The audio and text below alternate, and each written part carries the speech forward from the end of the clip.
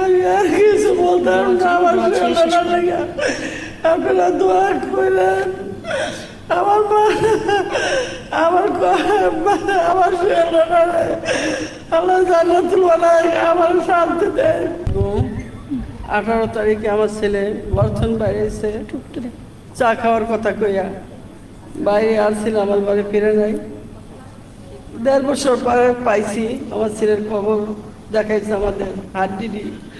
আমার জীবনে কিছুই পাই নাই, আমার জীবনে স্বপ্নে দেখাইছে আমার ওইটা কবরস্থান, ওই কবর মা ওইখানে আমি গাছতলা বসা আছি, আমি ওই আমরা গাছের তলা আছি, আমরা গাছ তলা যাইতাম না, প্রত্যেক বিশুদ্ধারে আমি যেতাম না।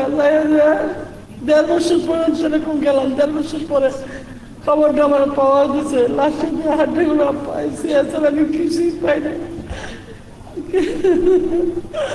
আমি কিছুই পাই নাই। এখন আমার ছিলেন ছবি না হলে আমি ঘুমাইতে পারিনি একটা রাত।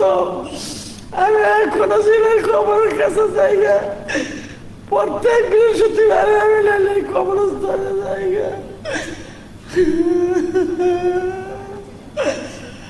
আমি আর কিছু বলতাম না, আমার শরীরটা লেগে আপনারা দোয়া করেন। আমার মা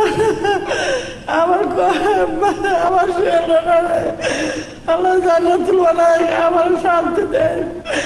আমার শরীরটা আমার ভোলার তফিক দেখাল্লাহ আমার, আমি ভুলে থাকি।